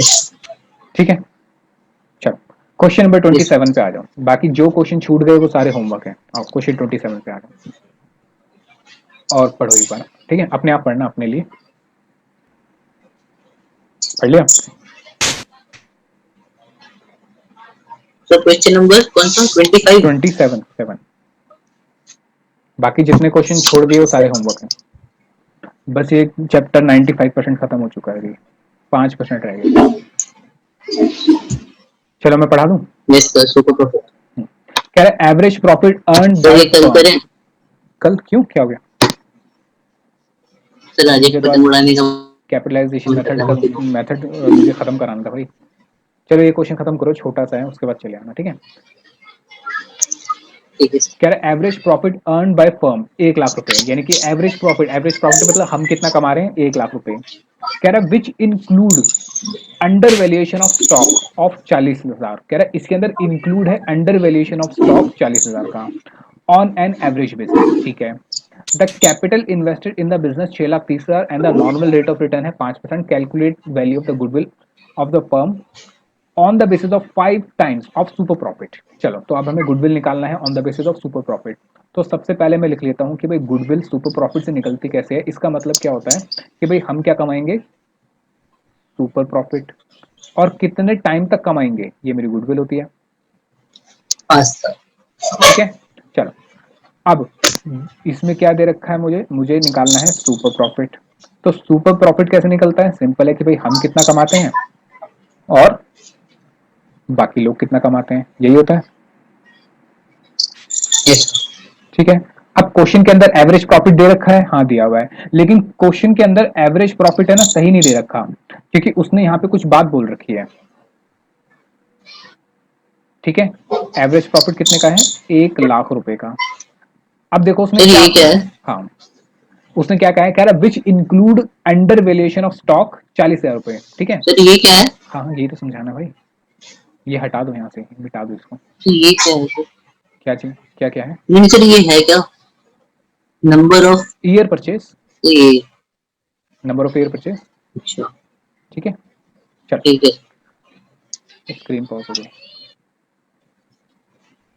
चल अब बताओ जरा, ये 1 लाख में इसने क्या लिखा है, कह रहा है which include under valuation of stock of 40,000। ठीक है, अब मुझे इसका मतलब बताओ और ये बताओ यस। कि इसकी ट्रीटमेंट क्या करनी है। ठीक है, पहले तो बताओ ये है क्या, और फिर ये बताओ कि इसको ऐड करना है या इसको माइनस करना है, बताओ। यस, समझ नहीं आ रहा सर। चलो मैं बताता हूँ। सबसे पहले तो देखो ये क्वेश्चन में ना छोटा सा फॉल्ट है। फॉल्ट क्या है, देखो मैं बताता हूँ। भाई हमारे पास जो भी स्टॉक होता है ना, वो हमेशा 2 डेट का होता है, या मैं कहूँ 2 बार का होता है। एक होता है ओपनिंग और दूसरा होता है क्लोजिंग। क्लोजिंग। ठीक है, अब इसने क्या कर रखा है, इसने कर रखा है अंडर वैल्यूएशन। अंडर वैल्यूएशन का मतलब क्या होता है कि भाई जो भी उसकी वैल्यू थी उससे उसने कम दिखा रखा है। लेट सपोज मेरे पास क्लोजिंग स्टॉक की वैल्यू थी 10,000 रुपए की। ठीक है, लेकिन इसने कितना दिखा रखा है, इसने दिखा रखा है 8,000 रुपए। तो हम क्या बोलेंगे कि इसने क्लोजिंग स्टॉक को क्या कर रखा है, अंडर वैल्यू कर रखा है। ये बताओ समझ आया यस। या नहीं आया। Yes sir. ठीक है, तो यानी सर अंडर आगे। वैल्यूएशन का मतलब होता है कि भाई कोई भी चीज हो, चाहे आपकी क्लोजिंग स्टॉक हो, चाहे आपका फर्नीचर हो, चाहे आपकी कोई भी चीज हो, अगर उसकी एक्चुअल वैल्यू से कम दिखा रखा है आपने, यानी मैं इसको ऐसे कह सकता हूं, अंडर वैल्यूएशन का मतलब होता है actual value is more than बताओ गिवन वैल्यू, यस। या फिर गिवन वैल्यू मत लिखो, सर लिखो जैसे दंगल में वो आमिर खान को बोलता है कि आपकी बेटी अंडरवेट है। हाँ बिल्कुल, वैल्यू इन बुक्स। ठीक है, यानी कि जो वैल्यू एक्चुअल में है उससे आपने कम दिखा रखा है, यानी actual value is more than value in the books, ये होता है अंडर वैल्यू। ठीक है, अब देखो यहाँ फर्क क्या पड़ता है, देखो यस। इसने क्वेश्चन में मुझे कहीं ये डिफाइन नहीं कर रखा है कि ये ओपनिंग है या क्लोजिंग है। इसने क्वेश्चन में ये नहीं कह रखा कि ये स्टॉक ओपनिंग का है या फिर ये स्टॉक क्लोजिंग का है, क्योंकि इससे फर्क पड़ जाएगा। इससे किस पे फर्क पड़ जाएगा, इससे प्रॉफिट पे फर्क पड़ जाएगा। ठीक है, अब बताओ जरा, अगर मैं ओपनिंग स्टॉक की वैल्यू कम करता हूं, ठीक है, ओपनिंग स्टॉक की वैल्यू अगर मैं गिरा देता हूं, ठीक है, इसको यहां लिखता हूं मैं, ओपनिंग स्टॉक अगर मैं इसकी वैल्यू कम कर देता हूं, तो बताओ प्रॉफिट पे क्या असर पड़ेगा। अगर मैं ओपनिंग स्टॉक की वैल्यू कम कर देता हूं, इसका मतलब अंडर वैल्यू कर देता हूं, अंडर वैल्यू का मतलब जो एक्चुअली है उससे कम कर दिया, तो प्रॉफिट पे क्या फर्क पड़ेगा बताओ। तो प्रॉफिट भी सर डिक्रीज हो जाएगा। प्रॉफिट डिक्रीज हो जाएगा, इंक्रीज हो जाएगा। तो इंक्रीज क्यों होगा? नहीं पूछ रहा हूं ना, इंक्रीज होगा या डिक्रीज होगा बताओ। सर डिक्रीज हो जाएगा सर। प्रॉफिट यहाँ पे इंक्रीज हो जाएगा। अगर मैंने ओपनिंग स्टॉक की वैल्यू गिरा दी है तो मेरा प्रॉफिट इंक्रीज हो जाएगा। तो ठीक है, कैसे? कोई नहीं बताता हूं। अब आते हैं क्लोजिंग पे। अगर मैंने क्लोजिंग स्टॉक की वैल्यू गिरा दी है, यानी अंडर वैल्यू कर दी है, तो प्रॉफिट पे क्या असर पड़ेगा बताओ। प्रॉफिट इंक्रीज हो जाएगा, डिक्रीज हो जाएगा। अगर क्लोजिंग स्टॉक की वैल्यू मैंने गिरा दी है तो बताओ प्रॉफिट पे क्या फर्क पड़ेगा। सॉरी सर, फोन आ गया था किसी का। अच्छा कोई नहीं, बताओ अगर मैंने क्लोजिंग स्टॉक की वैल्यू गिरा दी है तो प्रॉफिट का क्या करेंगे, प्रॉफिट बढ़ जाएगा या प्रॉफिट कम हो जाएगा बताओ। सर प्रॉफिट घट जाएगा। प्रॉफिट घट जाएगा, डिक्रीज हो जाएगा। ठीक है, अच्छा अगर मैंने ओपनिंग सर स्टॉक की तुक्का वैल्यू, मारा है मैंने। हाँ हाँ पता है मुझे। अगर ओपनिंग स्टॉक की वैल्यू बढ़ा दी तो प्रॉफिट डिक्रीज हो जाएगा, और ऐसे ही मैंने क्लोजिंग स्टॉक की वैल्यू बढ़ा दी तो प्रॉफिट बढ़ जाएगा। ठीक है, तो ये कौन सा रिलेशन हो गया इनमें? देखो इनवर्स रिलेशन। ओपनिंग स्टॉक के साथ तो प्रॉफिट का इन्वर्स रिलेशन होता है, और क्लोजिंग स्टॉक के साथ पॉजिटिव रिलेशन होता है। Direct relation. हाँ ठीक है, अब मैं इसको थोड़ा बहुत समझा देता हूँ। देखो जब 11वीं क्लास में ट्रेडिंग अकाउंट बनाते थे तो याद करो यहाँ लिखते थे टू ओपनिंग स्टॉक। तो ये वाली जो साइड होती है ये मेरी साइड होती है डेबिट की, और डेबिट साइड मेरी कौन सी साइड होती है? खर्चों की। और यहाँ मैं लिखता था बाय क्लोजिंग स्टॉक। ठीक है, ये मेरी साइड कौन सी होती है? इनकम वाली।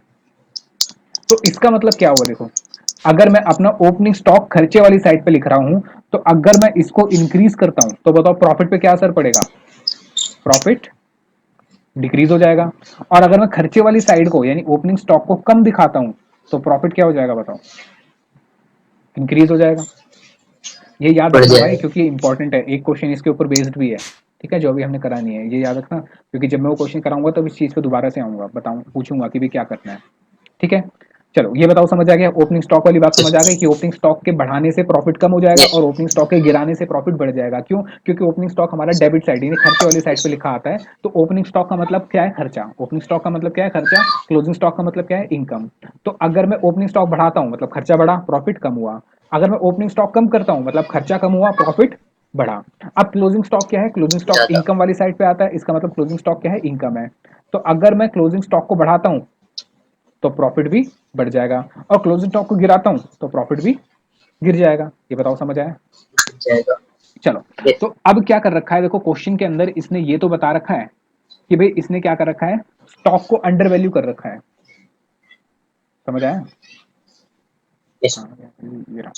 स्टॉक को इसने क्या कर रखा है? अंडर वैल्यूएशन कर रखा है, मतलब उसने स्टॉक की वैल्यू को गिरा रखा है, पर ये नहीं बता रखा कि कौन से स्टॉक को गिरा रखा है, ओपनिंग को गिरा रखा है या क्लोजिंग को गिरा रखा है। Yes sir. ठीक है, अगर मैं इसको ओपनिंग मानता हूं, अगर मैं कहता हूं कि ये 40,000 इसने ओपनिंग का गिरा रखा है, तो बताओ ठीक करने के लिए क्या करूंगा? इसका मतलब इसने ओपनिंग वाले को क्या कर रखा है? कम कर रखा है। कितने से कम कर रखा है? 40,000 से। तो ओपनिंग स्टॉक का मतलब क्या होता है बताओ? खर्चा। ओपनिंग स्टॉक का मतलब क्या होता है? Yes sir. खर्चा। तो इसका मतलब इसने अपना खर्चा कितने से कम कर एक्सपेंस। रखा है? 40,000 से। ठीक है, तो अगर खर्चा कम है 40,000 से तो इसका मतलब प्रॉफिट क्या है? इंक्रीज हो रखा है 40,000 से। Yes sir. तो ठीक करने के लिए क्या करूंगा बताओ? माइनस सर करूंगा। प्रॉफिट लॉस कर देंगे। माइनस करूंगा यस सर, 40,000 प्रॉफिट को, माइनस कर क्योंकि भाई आपने अपना देंगे। खर्चा कम दिखा रखा है, तो मैं खर्चा बढ़ा दूंगा। यानी देखो ओपनिंग स्टॉक को बढ़ाने का मतलब क्या है कि भाई खर्चे को बढ़ा देना, तो मैं सिंपल सिंपल खर्चा बढ़ाऊंगा, खर्चे बढ़ाने का मतलब प्रॉफिट को गिरा दूंगा। और अगर मैं कहता हूं कि ये क्लोजिंग स्टॉक है, कौन सा वाला, और इसकी वैल्यू आपने कम कर रखी है 40,000 से, इसका मतलब आपने प्रॉफिट को भी गिरा रखा है कितने से? 40,000 से। तो ठीक करने के लिए क्या करूंगा इसको बताओ? मैं ऐड करूंगा 40,000 रुपए। ये बताओ समझ आया? यस। यस। अब बताओ क्वेश्चन में दे रखा है कि ये ओपनिंग स्टॉक है या क्लोजिंग स्टॉक है। नहीं दिया। अगर हाँ क्वेश्चन भी में नहीं दिया। नहीं दे रखा कि ओपनिंग है क्लोजिंग है, तो मैं क्या मानूंगा बताओ इसको? मैं इसको ओपनिंग मान के लेस करूंगा या क्लोजिंग माइनस मान के ऐड करूंगा बताओ? तो ये तो क्वेश्चन पे डिपेंड करता है। हाँ, ये मान लेंगे। ठीक है, उसको क्लोजिंग मान लेंगे। तो उसको ठीक करने के लिए क्या करूंगा बताओ? मैं 40,000 को ऐड करूंगा। ये बताओ समझ आया? यस। यस। ठीक है, तो ये होगा मेरा एवरेज प्रॉफिट। यानी कि सिंपल कहने का मतलब है आपने क्लोजिंग स्टॉक की वैल्यू 40,000 से कम दिखा रखी है, मतलब आपने प्रॉफिट कम दिखा रखा है। अब मैं देखो इसका प्रैक्टिकल बताता हूँ कि प्रैक्टिकली क्या होता है। जब हम कहीं ऑडिट करने जाते हैं ना, तो हम है ना बैलेंसेस चेक करते हैं सबसे पहले कि भाई आपने बैलेंसेस सही दिखाई या नहीं दिखाई। क्योंकि अगर उसने देखो अगर उसको अपना प्रॉफिट कम करना होगा तो वो क्या करेगा? क्लोजिंग स्टॉक की वैल्यू को कम कर देगा। खुद सोचो, अगर उसको अपना टैक्स बचाना है, उसको टैक्स कम करना है, तो क्लोजिंग स्टॉक की वैल्यू कम कर देगा। क्लोजिंग स्टॉक जैसे कम हुआ प्रॉफिट भी कम हो गया, प्रॉफिट कम होते ही टैक्स कम जाएगा उसका। बताओ समझ आया? Yes sir. ठीक है, तो ये हमें चेक करना पड़ता है। चलो अब नॉर्मल प्रॉफिट कितना सर है? आपने ये स्पीड बना रखी है क्या सर? किसकी? इसकी सब बोलने की। नहीं तो सर आप बड़ी फास्ट ही बोल रहे हैं आज पास बोल रहा हूँ। अच्छा। सर। बहुत ही मतलब ऐसा लग रहा है हम स्पीड इंक्रीज नहीं करते थे सर यूट्यूब पे, अगर कुछ जल्दी सुनना होता है तो। सर ऐसा लग नहीं मैंने कहा मुझे था ना याद धीरे आपने धीरे स्पीड स्पीड बढ़ा तो मैं रखी है। बढ़ा दूंगा। चलो नॉर्मल प्रॉफिट कैसे निकलेगा भाई, हमने कितने पैसे लगा रखे हैं, 6,30,000 और NRR कितना है यस बताओ, 15%, 5% है। हाँ 5% है। Yes sir. तो 5% हम कमाएंगे नॉर्मली, यानी वैसे तो हमें कितना कमाना चाहिए था, हमें कमाना चाहिए था भाई 6,30,000 पे। मैं थोड़ा जल्दी इसलिए भी करा रहा हूँ क्योंकि जाना भी ना, लास्ट क्लास है, तुम वो लास्ट वो है क्वेश्चन, तुम कह रहे हो जाना है, इसलिए भी करा रहा हूँ थोड़ा जल्दी। 31,500। सर अब कहाँ जाना, अब तो अंधेरा हो गया। अंधेरा हो गया। हाँ सर अब कहाँ उड़ेगी पता। इसमें कुछ गलत कर रखा है क्वेश्चन के अंदर। NRR 5% के हिसाब से देखो कितना आ रहा है, 31,500। देखो कुछ गलत नहीं है, हम कमा रहे हैं 1,40,000 रुपए और कमाने चाहिए 31,500, बहुत ज्यादा डिफरेंस नहीं हो गया, हाँ सर। है ना।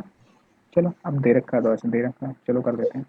तो 31,500, तो 1,40,000 हम कमा रहे हैं, जबकि कमाना कितना चाहिए, 31,500। तो 1,40,000 माइनस 31,500 ये हो जाएगा 1,08,000, यानी कि हम कितना एक्स्ट्रा कमा रहे हैं, 1,08,500। ठीक है। चलो अच्छा। हम्म, ये मैंने कुछ गलत कर दिया, ये यहाँ करना था मुझे, ये ना यहाँ करना था, ये यहाँ पे आना था। ठीक है। ठीक है sir.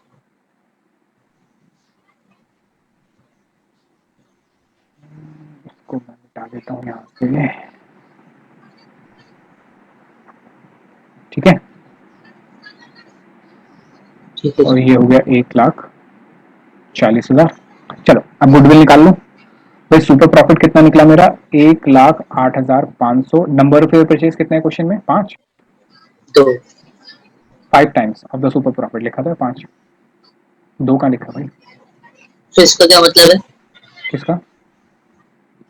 Calculate goodwill of the firm on the basis of 5 times अब सुपर प्रॉफिट सुपर 5 प्रॉफिट, गुना तो सुपर इसका क्या मतलब प्रॉफिट, है यहाँ पे यश? 5 times of sir super Yash profit. तो यहाँ दे नहीं रखी ना, हम्म। यश तो दे नहीं रखी ना सर। तो क्या हो गया नहीं दे रखा तो, उसने आपको सीधा बता दिया कि भाई 5 टाइम्स है तो 5 टाइम्स कर दो। मैंने देखो यही तो चीज समझाई कि देखो क्वेश्चन वो कैसे भी दे सकता है, तो रट्टा लगाओगे ना अगर तुम फॉर्मूले का, कि भाई नंबर ऑफ परचेज तो दे नहीं रखा, आप कैसे करें। उसने क्या कहा, सिंपल सुपर प्रॉफिट का 5 टाइम्स, तो सुपर प्रॉफिट का 5 टाइम्स कर दो। नहीं समझ आया। हाँ यस। 5,42,500, ये मेरा आंसर आ गया। ठीक है। यहाँ पे लिख लेना, it is assumed that given undervaluation is of closing stock. हमें क्या माना है कि भाई जो अंडर वैल्यूएशन है किस चीज की है, क्लोजिंग स्टॉक की। ठीक है। यस। तो कॉपी कर लीजिए जब, मैंने करा नहीं। हाँ कॉपी कर लो, और चलो पहले कॉपी कर लो इसको फटाफट।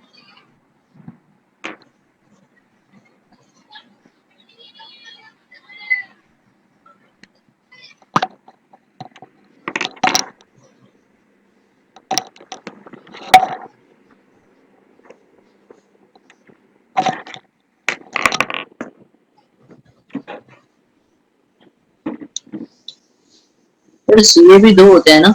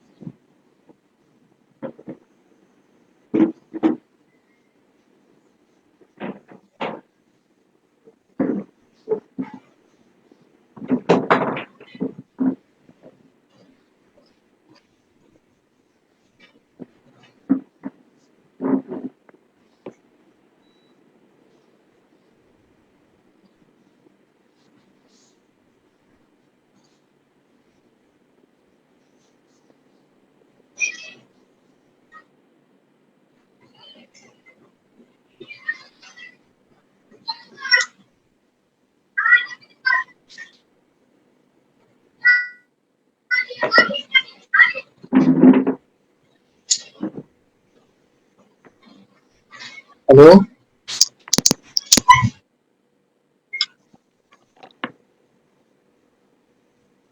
हेलो।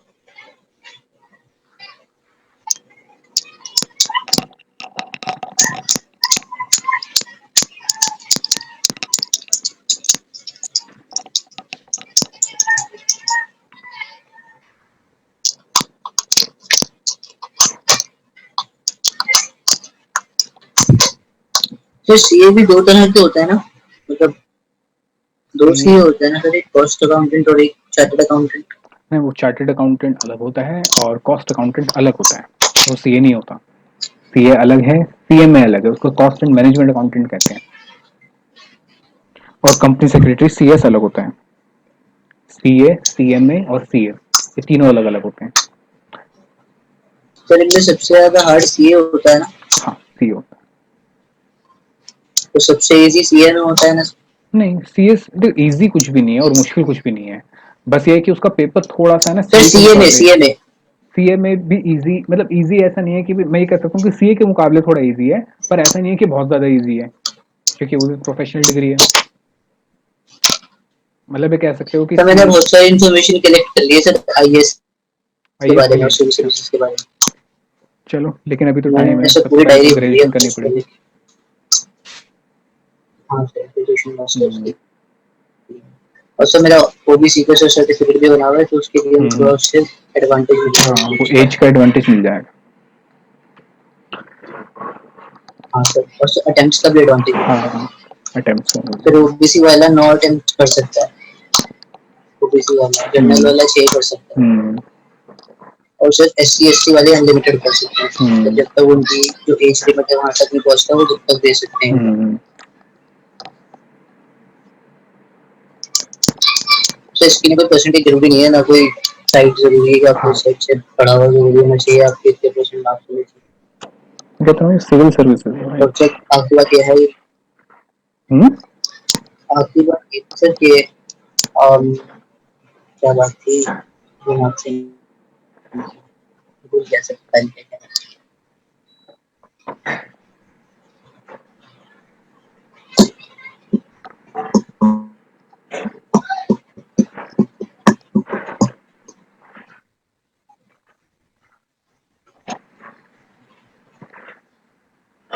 तो पीछे आपकी क्लासरूम बना हुआ है, ऐसा लग रहा है मैं निंजा हथौड़ी देख रहा हूँ। ये निंजा हथौड़ी वाला क्लासरूम है सर, हाँ, वो मैंने लगा रखा है। एनईसी वाला। सही में जितना साफ दिखाते हैं उतना साफ स्कूल होता नहीं। किस में? तो मेरा स्कूल इतना साफ था वो इंडिया के बढ़ेगा। स्कूल की हालत है ना वैसे खराब है। और जापान में सर तो इंडिया में ड्रेस सर, सर इंडिया में ड्रेस पे इतना क्यों फोकस करते हैं सर ये? ऐसा नहीं, देखो हमारे ड्रेस, स्कूल्स में तो ड्रेस ही नहीं है। नहीं ड्रेस जो है ना वो ऐसा नहीं है कि इंडिया में ही है। ड्रेस जो है वो यूएस के बहुत सारे स्कूल्स में भी ड्रेस लगाई है। लंदन के भी, यूके के भी बहुत सारे स्कूल्स के अंदर ड्रेस है। ड्रेस होने का मतलब, ड्रेस करने का मतलब है ना इक्वालिटी करना होता है। ड्रेस करने का मतलब ये नहीं है कि बच्चों को टॉर्चर करना होता है। उसका मतलब होता है कि भाई इक्वालिटी आ जाए। अब कॉलेज में जाकर देखो, कॉलेज के अंदर कपड़े पहनना मतलब अलाउड होता है कि भाई जैसे मर्जी पहनो, ठीक है। अब उसमें क्या होता है कि जो बेचारा गरीब बच्चा है वो अपने नॉर्मल से कपड़े पहन कर आता है, ठीक है, अपने टी शर्ट और पैंट वैंट वैसे पहन कर आता है, जूते वैसे पहन कर आता है। तो बाकी बच्चे, जैसे देखा नहीं कि मूवीज के अंदर भी एक ट्रेंड बना रखा है कि ये गरीब बच्चा है और ये तो ऐसे हैं, ये कैसे कपड़े पहन कर आया, ये है। अगर ये चीज स्कूल में भी अलाउड कर देंगे ना तो ये स्कूल में भी होना शुरू हो जाएगी। ये अनइक्वालिटी कर देगी लोगों के अंदर, बच्चों के अंदर। अब उसमें क्या है कि जैसे आपकी ड्रेस है ना, उसमें कोई भी किसी को लेके जज नहीं कर सकता कि इसकी ड्रेस बेकार है या इसका शूज बेकार है, इसके ये बेकार है, सब एक जैसे तरीके से पहनेंगे। तो सर आपके हिसाब से कॉलेज में भी ड्रेस होनी चाहिए थी? नहीं, देखो कॉलेज में ड्रेस ना होने का रीजन ये है कि मान के चलते हैं कि तब तक बच्चे मेच्योर हो जाते हैं, उनको पता होता है कि सही गलत क्या है। लेकिन प्रैक्टिकली ऐसा होता नहीं है। तो चाहे कॉलेज में रखो या मत रखो या स्कूल में भी रखो मत रखो, उससे फर्क नहीं पड़ता। फर्क पड़ता है एजुकेशन से, कि भाई उसको सिखाना कि भाई कोई भी छोटा नहीं होता, कोई काम छोटा बड़ा नहीं होता। इंडिया के अंदर क्या है, जैसे जैसे कि कोई अगर अमीर है, ठीक है, जैसे कि भाई अच्छे खासे पैसे हैं, उसका बिजनेस अच्छा चल रहा है, बिजनेसमैन है अच्छा, और अगर वो मेट्रो में ट्रेवल करे या लेट्स सपोज बस में ट्रेवल करे, मतलब मैं ये नहीं कह रहा कि बहुत ज्यादा करोड़पति है, मतलब ठीक ठाक बिजनेस है उसका। और अगर वो मेट्रो में ट्रेवल कर रहा है तो लोग उसको क्या बोलेंगे कि भाई ये कैसा इंसान है, बता इतने पैसे होने के बाद गाड़ी नहीं ले सकता, मेट्रो में ट्रेवल कर रहा है। पर जापान में जाओगे ना, जापान में जितने भी अमीर लोग हैं जो बिजनेसमैन हैं, अच्छी खासी पोजीशन पे हैं, वो मेट्रो से ट्रेवल करते हैं, वो अपनी कार से ट्रेवल ही नहीं करते। वहाँ पे ऐसा कोई सिस्टम ही नहीं बना रखा कि वहाँ पे ऐसे बोलेंगे कि ये तो अमीर इंसान है, ये कार क्यों नहीं ले रहा, ये मेट्रो से ट्रेवल क्यों कर रहा है। उसका रीज़न ये है कि उनको कन्वीनियंट मेट्रो लगती है।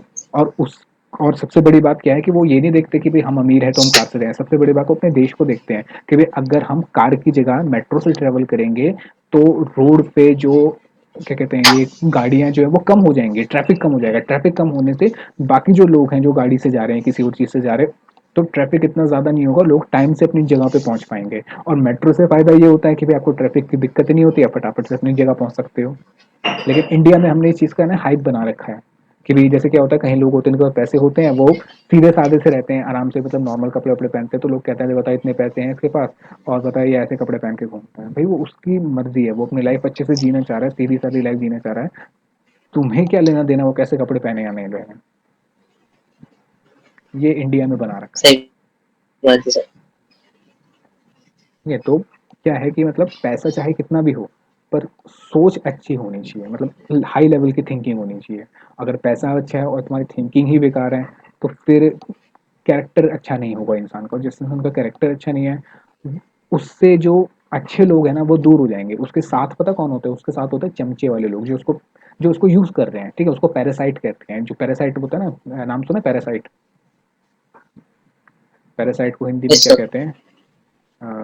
पता नहीं क्या कहते हैं, मैं नाम भूल गया। पैरासाइट को कुछ कहते सर हैं। जीव जंतु कीड़ा बेड़ा होता है सर जो खून अ, पीता है लोगों का। नहीं नहीं, पैरासाइट क्या होता है, पैरासाइट है ना दूसरे जीव के ऊपर डिपेंड होता है। उसका खुद का अपना कोई वो नहीं होता, अस्तित्व नहीं होता, वो दूसरे पे वजूद। डिपेंड होता है। हाँ, कि जैसे कि बहुत सारे ऐसे पैरासाइट होते हैं जो कि जैसे कि अलग अलग जानवर के अंदर होते हैं।